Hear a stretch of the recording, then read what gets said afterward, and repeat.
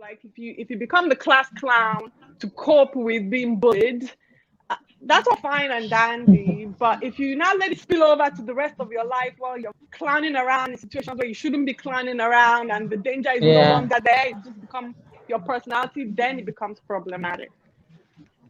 Okay. I Do just you wanted know to. that Okay. uh, Go uh, ahead, Princess. Sorry. Go ahead, ma'am. do you know that that's what is called coping device? Yes, Every exactly. every human being has a coping Has it? device Yeah. which gets developed with things that happen to you.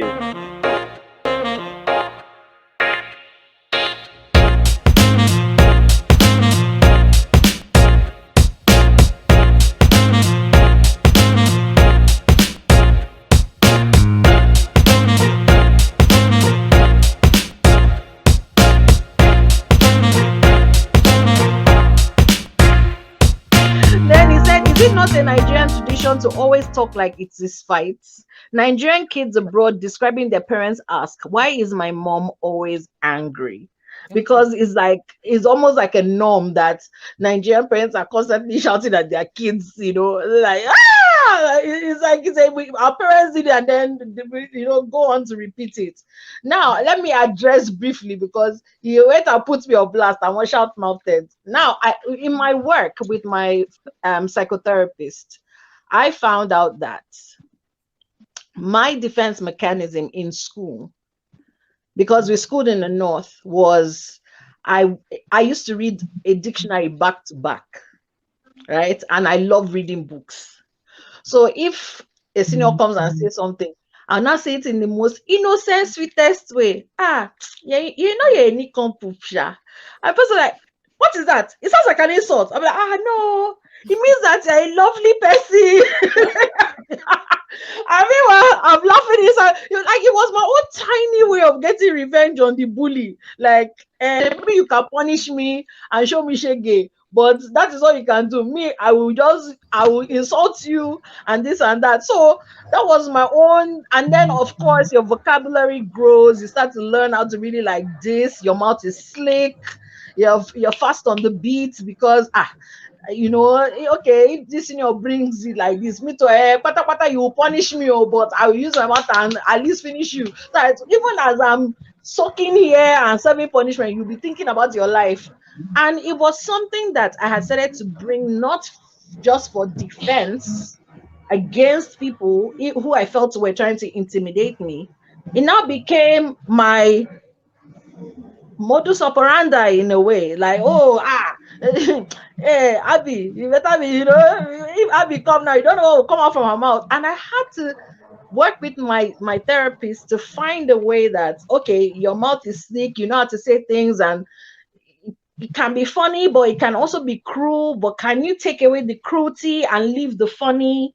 And it took a lot of work, and I'm still working on it, of course, constantly. You can never be perfect. You're constantly working on it, because greatness, we're trying to add you, but I don't know what's going on. What if your camera isn't on? It's hard to add you on. So please, if you can put your camera, you know so I don't know if anybody else has that experience here, where you develop something as a protective mode, and then it now almost started to backfire on you. I don't know if Yeah, anybody has that experience. it's Yes. actually it's a very common phenomenon. It can be described as what they applaud will destroy you. It's our personality. If we were all healthy, right, we would all have the exact same personality. There would be no concept of somebody is an extrovert, an introvert, because you just be Okay, can you normal. hear me now? Okay, someone is talking. You would just be normal. You'd be the right amount of introvert, extrovert. So personality is nothing but how we cope with the world, which is exactly what you're saying, Abby. And sometimes it can be a downfall. So like if you become the class clown to cope with being bullied, that's all fine and dandy. But if you now let it spill over to the rest of your life while you're clowning around in situations where you shouldn't be clowning around and the danger is no Yeah. longer there, it just become your personality, then it becomes problematic. Okay. I Do just you know wanted to. that Okay. uh, Go uh, ahead, Princess. Sorry. Go ahead, ma'am. Do you know that that's what is called coping device?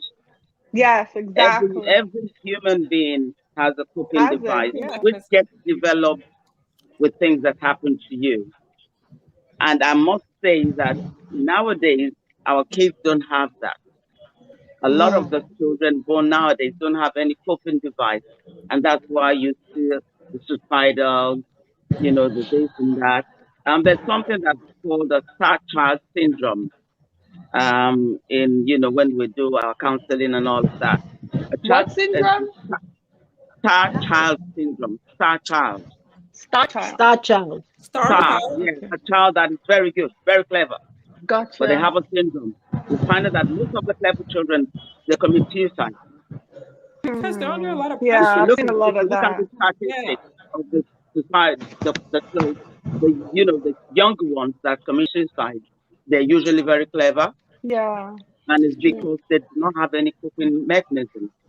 Yeah. So I went to high Because school. there's so much. Sorry, go ahead, Kinda. So I was gonna say I went to high school in South Korea, and it's they go to school Monday through Saturday, Oh, in typical whoa. Korean schools. That's Monday cool. through Saturday. I didn't go to a Korean school, but like the Korean schools, they go to school Monday through Saturday. And even at my school, the Korean kids were, I mean, perfection was essentially demanded from them, like perfection, like Wow. the perfect student. No, I mean, an A No minus is clue. like a kid in my school committed suicide because she got a B. Um, so yeah, I can totally see where the star child syndrome comes from, because a lot of these kids who, like you said, they're Too the much stars. pressure on them. There's so much pressure that a child should not have to burden. Like people are not letting their children be children, and it's Yeah. kind of sad. And they have Yeah. not given them the ability to have that coping mechanism to develop Yes, it. So yeah. for every time everybody's expecting them, oh, you're gonna come first. Yes, you're gonna Mhm. be first. Oh, you're gonna be first. And then when they find out that they can't be, or the pressure for them to be, because they're Yeah. constantly competing, Mm, even competing with themselves, trying to up yeah. their game all the time, trying to raise the bar all the time, and they get under so much pressure. I actually have a good friend whose son committed suicide. He was 18. My God. His name is Toby. He was so he got. I mean, I remember when he was graduating from secondary school, they would call him, and at the point his mom was getting embarrassed that, oh my God, is he the only one in this school getting called for this president, this, winning all the things, this one. He got first, and he was just like a perfect boy, you know. His mom had all his passwords. Him and his mom used to visit ATM, everything, all the things that they did, Even when he died, they had access to his laptop, they had access to his phone. There was nothing in there because his mom knows all his passwords. They share the same passport. It was just he has a sister, but she's older and she's in America. And so we up till now, the only thing that is a bother to us is that we can't. He didn't write any suicidal note. He just came in. We just got in. His mom just went to work, left him at home, and she came back, saw that the breakfast table was still the same, everything was still the same, and then she just calling him, Toby, where are you? Went upstairs, and he had hung himself in his mom's bathroom, My son's name is Toby. and it Actually, and and it I was have a his question mom for that you. saw him. So you can imagine the trauma. You can imagine, and so there's no closure for her because she doesn't know why he did it. I They're have a comfortable, question. mm, they're I feel comfortable and all of that. So what I told when we started analyzing it, I said to the mom, who's my friend, I said, I think what has happened is that Toby, he wanted to go to a university and he couldn't get into that university, not because he didn't pass, but because it was a bit too expensive for the parents. And he got a scholarship to go to another university where they're not going to pay, or at least the money was going to be very minimal. And he said, okay, it was fine and all of that. But I have a feeling that it That is wasn't how fine. that- That was my, rationale and analyzing all of the things. I have a feeling that it wasn't really fine, but because mine was such, he was keeping up that I'm a good child. He didn't want to hurt his parents by saying, "Oh no, no, no, I don't like that." Normally that's what children say. No, I'm not going to go. This and that. He said it was fine, but really, deep down, I think it wasn't fine. And before he would get into that university, he decided to leave. That was his escape route. So there was no coping mechanism. He was just looking for a way of escape. I'm not going to face this world going into a university I don't want to go to, and then all my friends are going to be laughing at me, and then they're going to be saying, after all of that, you're supposed to go to one of the Ivy League universities, and you couldn't go there, and they wouldn't understand that my parents didn't have money to pay for the fees. They'll think that I didn't do well to get in there. I'm sure that he would have sort of been thinking about all of these things in his head. Only God knows why it happened, but I think that's where I'm finding my own closure for it, to say perhaps that's what happened, and and so one of the things that we need to do is to stop putting pressure on the children. Kids, If they say that if they come and they don't get good results, what do you say to them? You ask them, did you put in your best? And the child says yes. Did you read enough? Did you do that? And he says yes. Then that's good. Just go and see why you didn't make it, and then put in more effort next time, so that you know exactly why you didn't do well, so that you can then, put in more effort. Or are you comfortable with that course? Do you want to change it? Do you think you understand? Rather than, they already feel bad that they didn't do well, crying out loud. And then parents pile on. And then they start comparing them. That's Look at your friend there. Oh, look at that one. I still got 2 heads. They don't even go to a good school like you are. They don't even, and all of those things. Our children of nowadays cannot cope. They can't cope. We had all of that when we were growing up. All of that, but we could cope. For some reason, we could cope because our parents taught us how to cope. Because on the one hand, they would have abused you, and on the other hand, they'll say to you, is it because of what I said to you? You better get yourself and go. My mother never did it. And somehow, in abusing you, they also ginger you in some ways to say, so because of that, come on, my friend, get up, and and somehow you kind of get over that, and you get to the next, and you move yourself to the next, so that you can then carry on, and somehow that sort of helped us to develop some kind of coping mechanism that keeps you going.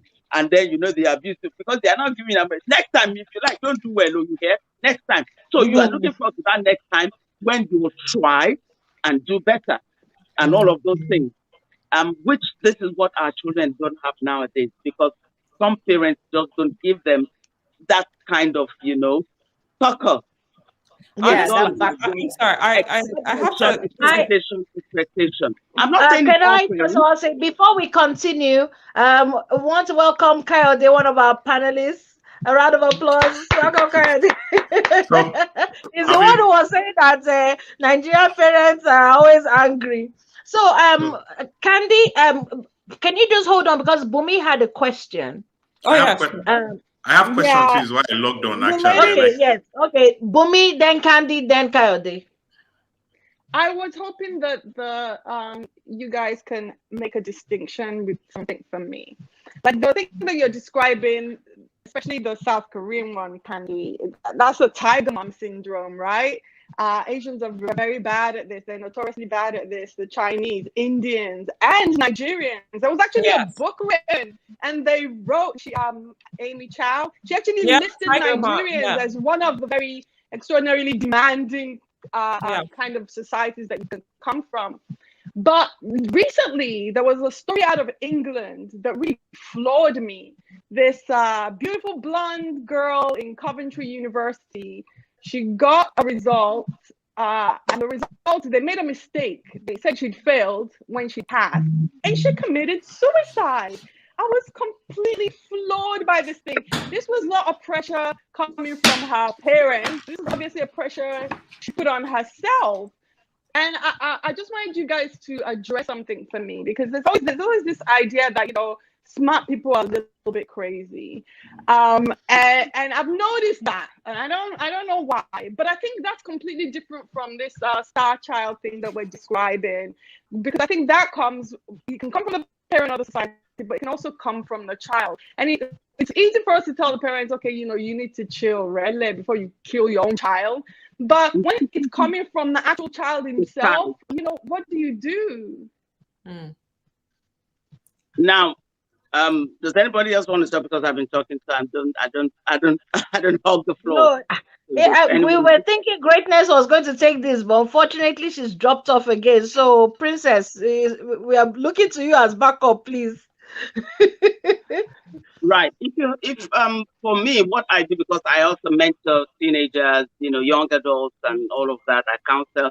I'm a counselor. I'm a mentor. I'm also a coach, certified, So if we have a child, you see, one of the things, those things don't happen when they become the teenagers or young adults. It starts from when they're young. If you see a child, some of them are very competitive in nature. They like the competition. They thrive on competition, or everything is about competition to them. They always want to win. They always want to win. That's when you start detecting that child, that they have some kind of trait or attribute that of a competitive nature. Those type of children will never want to lose in anything. In anything. And so actually, I just remembered something. And it's about the parents telling them from that time, it's always not about winning. It's sometimes just about participating. You don't have to win. And also, I actually just remembered, it's a personality type. You're right, sis. The competitive people, it's a personality type, but it often comes from feeling like they will never be loved unconditionally. That they can only be loved they have to be proving themselves. Yes. When they are so even if you're not verbally telling your child you must get an A, if the child already feels like you're the kind of parent that if I don't do well, you won't love me, they will still act that way. Yeah. So I always tell, particularly young parents, I always say you must identify your child's emotional attributes. Some are reward children. They want you to reward them every time. Some just want their, what I call touchy children. They want you to hug them. They like hugging. They like, okay, give mommy a hug, give me a kiss, Some are command. Some are command children, you understand? Go and do that. If you don't say it, then, they feel that there's something wrong. You're not telling me, so they want you to tell them.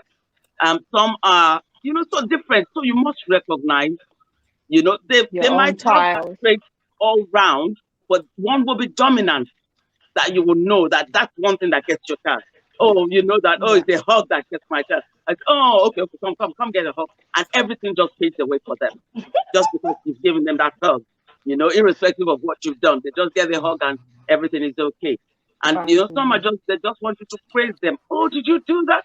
Oh, let me put a star on your chart, and they're just very happy and you can't go wrong anymore, I got a star, and that's it. So if from when they're very young, you can start identifying, the type of emotional traits or attributes that they have, then you can start balancing it out for them.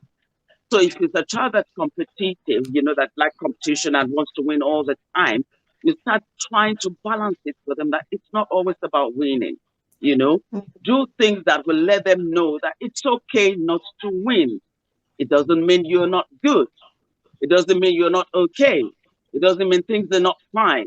You understand? So those are the kind of things. But when they're fully become like young adults or teenagers, and that has not been addressed when they're younger. Now, what I always say when I'm counseling them, we go back into a bit of coaching, a bit of counseling. And the child is all, I come back with a result and says, I passed, I did well, and all of that. I try to tone it down without losing their ego.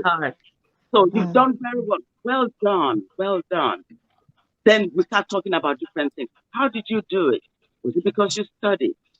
So I remove the attention from the fact that you've done well. I put the attention back into you did well because you put in a lot of work. Do you get it? No, it doesn't come easy. It was because you took time. When your friends were playing, you were studying. When this was happening, you took time to do this. So you appreciate them more for the effort than the end result. So so that focus on I came first is not so high on their It's more on I came first. Well, it's because I put in a lot of work. It was because I studied a lot. It was because, do you understand? And that's how you can start shaving off that little thing that I have to come first. Yeah. That who I am tied into how I do. Candy, got it. Yeah. Do you want to ask a question? I was going to say something, but I've totally forgotten what I was going to say now. Okay, why you try to remember? Sorry, why you try to remember? Can you remember it now? No, I can't. But I'm sure. Okay, try and